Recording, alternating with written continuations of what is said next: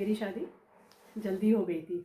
आज के ज़माने के हिसाब से बहुत जल्दी मेरी शादी हो गई थी। मेरे कोई कारीगर नहीं है। जो मैं काम करती हूँ, जो मेरा स्टाइल है, उसमें एक एक साड़ी पूरे मेरे हाथ से बनी। रंग रंगीली कैसी बहारा।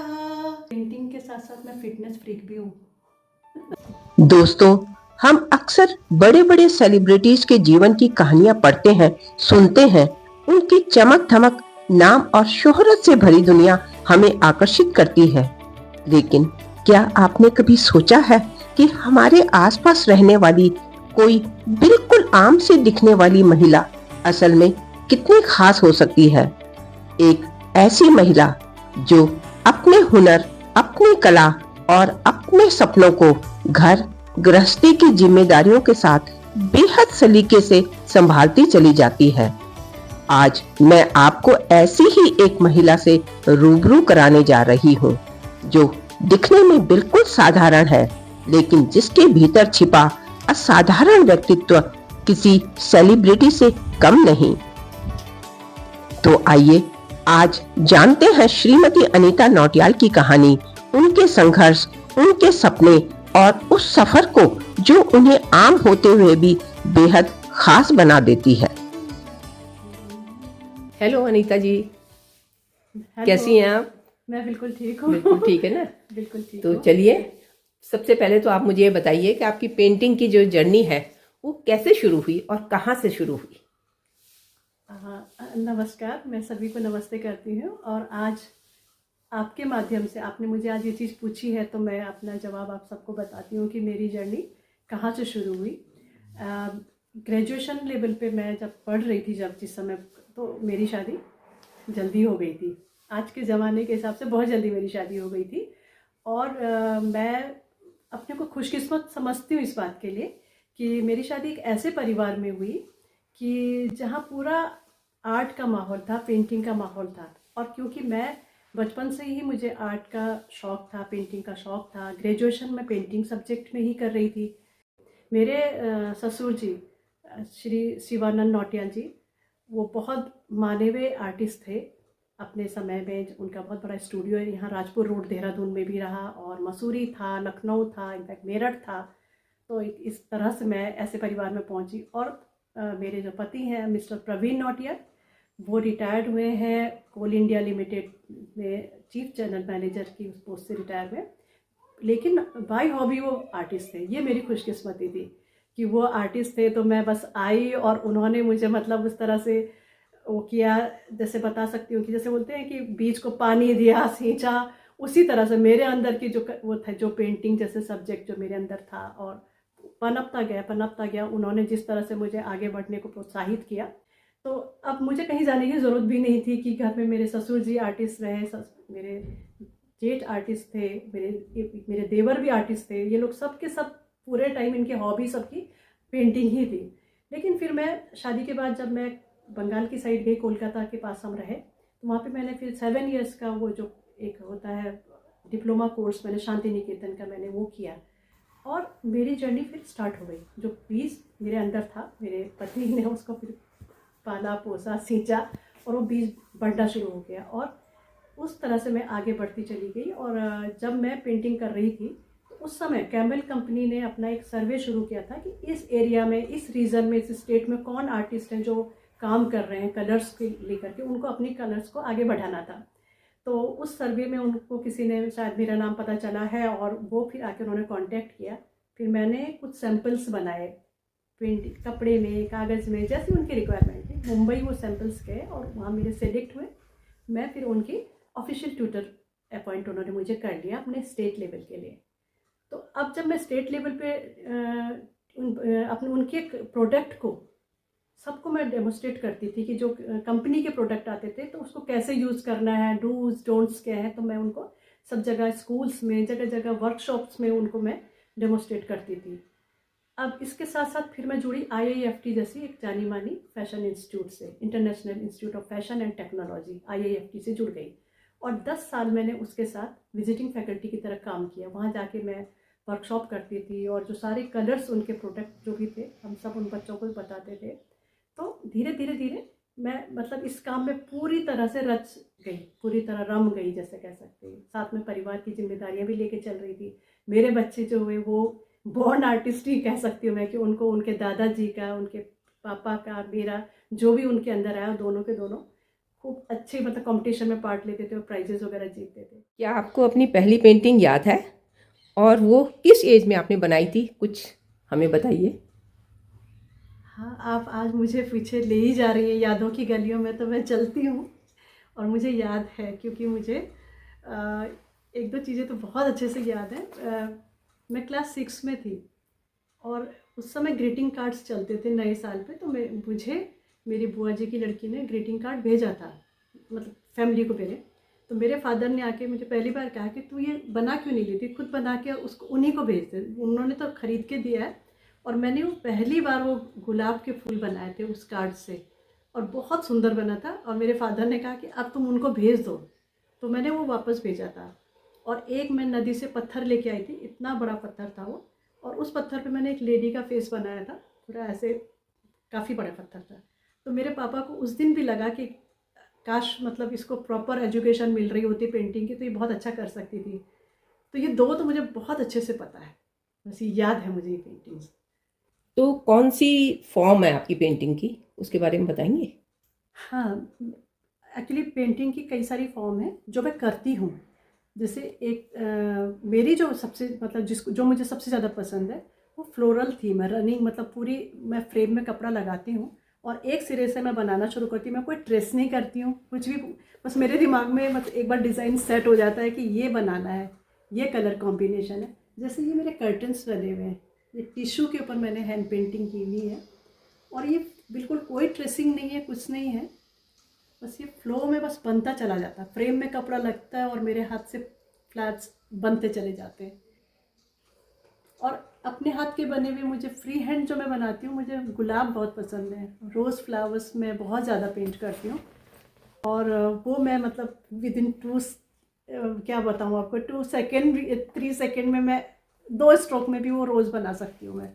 तो वो मैं फ्री हैंड ही पसंद करती हूँ, और फ्लावर मेरी सिग्नेचर थी। लोग आपकी पेंटिंग को किस नज़र से देखते हैं। अब जैसे आप ये चीज़ पूछ रहे हैं तो मैं ये बताती हूँ कि मेरी जो बनाई हुई, जैसे अब मैं फैब्रिक पेंटिंग में ही ज़्यादा शिफ्ट हो गई हूँ, कई तरह की विधाएं पेंटिंग की। कैनवस हम समर्स में हम कैनवस बनाते हैं और बाकी मैक्सिमम टाइम आप कपड़े में ही काम करते हैं, लेकिन लोग मेरी उसको बहुत सराहते हैं। और वो एक हर कोई चाहता है, जैसे जितना भी मैंने अभी तक बनाया, हर कोई चाहता है कि उसके कलेक्शन में एक साड़ी मेरे हाथ की ज़रूर बनी होती है। शादियों में भी, जो घर की शादियां हैं कहीं भी हैं, तो वो मेरे हाथ की बनी हुई चीज़ ज़रूर जाती है। तो सराहते हैं उस चीज़ को और उसके इम्पोर्टेंस समझते हैं, क्योंकि मेरी पूरी साड़ी यहाँ से यहाँ तक मेरे हाथ से गुजरती है। मेरे कोई कारीगर नहीं है, जो मैं काम करती हूँ, जो मेरा स्टाइल है, उसमें एक एक साड़ी पूरे मेरे हाथ से बनी होती है। तो उस साड़ी की बहुत, सब लोग उसको बहुत सराहते हैं, बहुत प्यार देते हैं मेरे आर्ट। आप अपनी कुछ पेंटिंग दिखा सकती हैं जो आपने कपड़ों पे बनाई हो, ऐसी कोई पेंटिंग्स। हाँ, मैं ऐसे दिखा सकती हूँ। जैसे अगर हमको ये देखिए, जैसे साड़ी ही ज़रूरी नहीं है, हमें ये स्कर्ट में बनाया हुआ है, ये पूरा ये पेंटिंग, ये सब फ्री हैंड पेंटिंग। ये स्कर्ट हो गया, इसके साथ ये ब्लाउज है। और ये जैसे मैंने एक एक्सपेरिमेंट किया है, ये मधुबनी जो साड़ी है उसमें राजस्थानी स्टाइल की है, और ट्रीज, पीकॉक, पत्ते, ये प्योर मधुबनी स्टाइल है। तो दोनों का कॉम्बिनेशन हमने इसमें किया हुआ है, तो डिफरेंट साड़ी ये तैयार हो गई। फिर ये हैंड ब्लॉक्स यूज़ किए हैं, जैसे आलू के ठप्पे, और उसको हमने मधुबनी के साथ किया था। एकदम डिफरेंट सी साड़ी, ये आप जैसे मार्केट में ढूंढने जाएंगे तो आपको इस तरह की चीज़ नहीं मिलेगी। ये स्पेशली कोई एक पीस हम बना रहे हैं, ये तो उसके ठप्पे और ये मधुबनी पेंटिंग। और ये मेरा सबसे अलग सा वो है, स्टाइल है पेंटिंग का। आप छू के देख सकते हैं, इसमें बिल्कुल भी आपको फील नहीं होगा कि ये ऊपर से कोई कलर किए हैं। इसको वेट मिक्सिंग टेक्निक हम बोलते हैं इसको।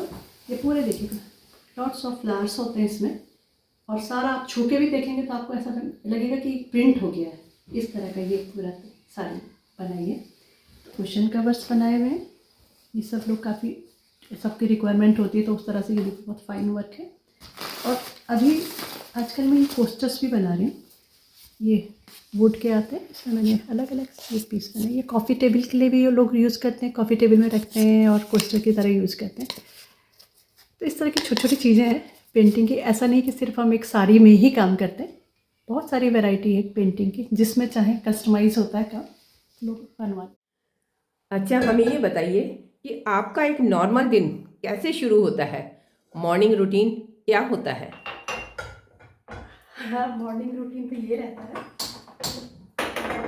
सबसे पहले तो जैसे हम उठे और उसके बाद हम लेमन टी पीते हैं और लेमन वाटर पीते हैं। तो lemon tea and lemon water के बाद हमारा दिन शुरू होता है। और उसके बाद पेंटिंग के साथ साथ मैं फ़िटनेस फ्रीक भी हूँ।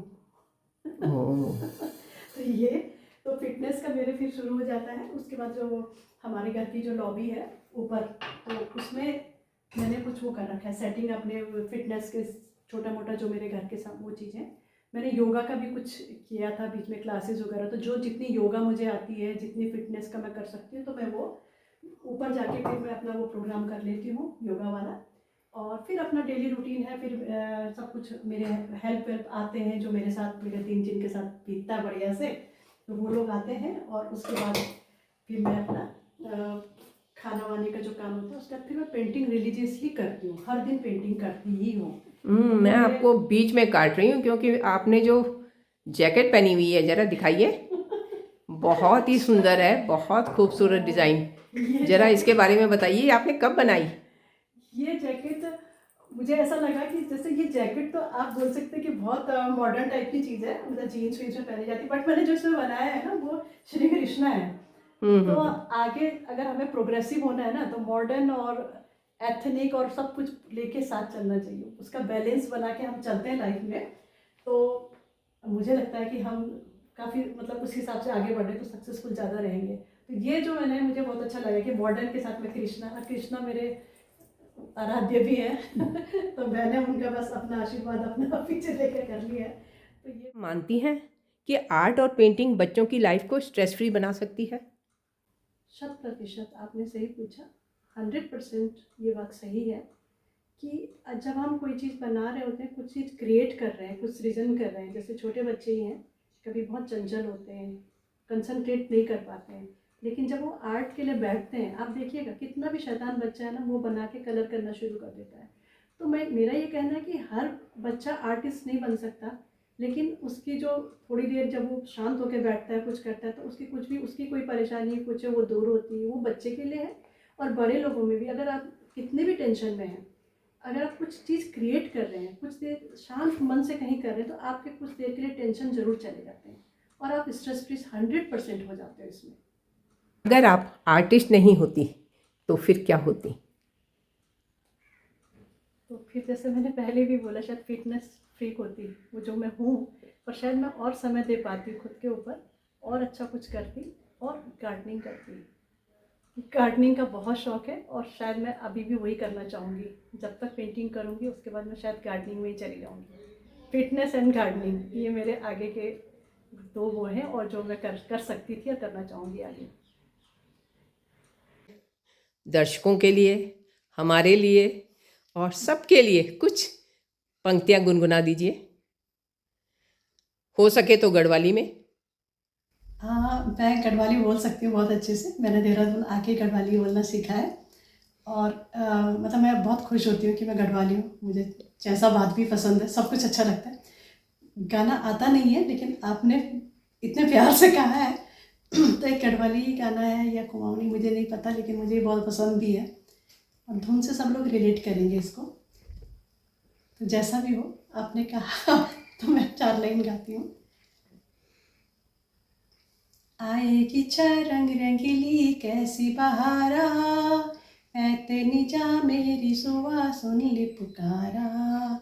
आएगी रंग रंगीली कैसी बहारा, बैठनी जा मेरी सुआ सुन ले पुकारा। ओ ऋतु है कि रंग रंगीली, धरती हुई की इच्छा पीली हो पीली।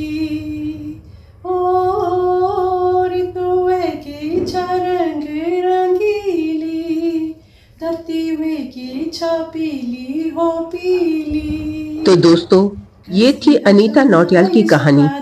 एक आम सी दिखने वाली महिला, लेकिन अपने हुनर और हौसले में पूरी तरह खास। उनकी मेहनत, उनकी सादगी और अपने सपनों के लिए वो किसी भी सेलिब्रिटी से कम नहीं है। उनका जज्बा वाकई काबिले तारीफ है। हमारे आसपास ऐसी न जाने कितनी महिलाएं हैं जो बिना शोर मचाए कुछ बड़ा कर रही हैं। मिलते हैं अगली कहानी के साथ।